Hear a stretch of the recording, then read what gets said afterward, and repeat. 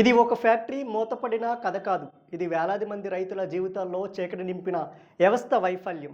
అనకాపల్లి జిల్లా గోవాడ ఒకప్పుడు ఈ ప్రాంతానికి ఆర్థిక శక్తిగా నిలిచిన గోవాడ షుగర్ ఫ్యాక్టరీ ఇప్పుడు తాళాలు వేసి నిశ్శబ్దంగా నిలిచిపోయింది. ఒకప్పుడు ఈ ఫ్యాక్టరీ చుట్టూ వేలాది ఎకరాల్లో చెరుకు పంట, రోజుకి వందలాది టన్నుల ఉత్పత్తి, వందలాది కార్మికులకు ఉపాధి. గోవాడ షుగర్ ఫ్యాక్టరీ అంటే అనకాపల్లి జిల్లా రైతులకు ఒక పరిశ్రమ మాత్రమే కాదు, అది వారికి జీవనాధారం. కానీ ఆ జీవనాధారం నెమ్మదిగా కూలిపోయింది.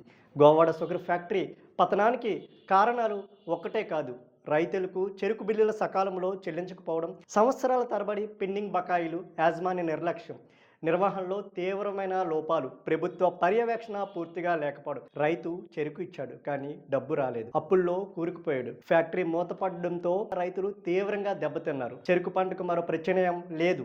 దూరంలోనే ఫ్యాక్టరీలకు రవాణా ఖర్చులు భారమయ్యాయి. చాలా మంది రైతులు నష్టాల్లో కూరుకుపోయారు. మరికొంతమంది వ్యవసాయానికే విదా ఇచ్చేసిన పరిస్థితి. ఫ్యాక్టరీ మూతపడడం అంటే కేవలం రైతుల నష్టం కాదు, కార్మికులకు ఉపాధి కోల్పోవడం, చిన్న చిన్న వ్యాపారాలు మూతపడడం, గ్రామీణ ఆర్థిక వ్యవస్థ కుదేలవడం.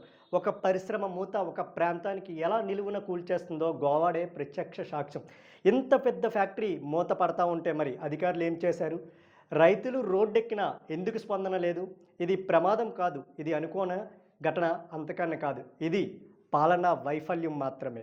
గోవాడ షుగర్ ఫ్యాక్టరీ మూత ఒక తాళం శబ్దం కాదు, అది అనకాపల్లి జిల్లా రైతుల ఆశలపై పడిన గట్టి దెబ్బ. ఇకనైనా రైతు చెమటకు విలువ ఇవ్వకపోతే ఇలాంటి మూతలు మరిన్ని పడతాయి. అసలు గోవాడ షుగర్ ఫ్యాక్టరీ 1962లో మొదలుపెట్టిన తర్వాత దేశంలోనే 3వ స్థానంలో, ఆంధ్రప్రదేశ్ రాష్ట్రంలో మొదటి స్థానంలో ఉన్న ఈ ఫ్యాక్టరీ మూతపడడానికి ప్రధాన కారణాలు ఏంటి?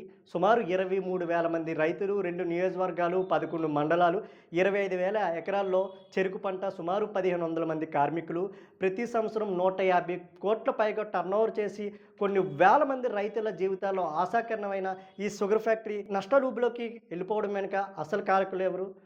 సొంత పార్టీ నేతపై 6 కోట్ల కుంభకోణం జరిగింది అంటూ ఫిర్యాదు చేసిన ఆనాటి ఎమ్మెల్యే కేఎస్ఎన్ఎస్ రాజు. కాదు 6 కోట్లు కాదు 30 కోట్లు దీనిపై ఎంక్వైరీ చేయాలని చెప్పిన మాజీ ఎమ్మెల్యే కర్ణం ధర్మశ్రీ.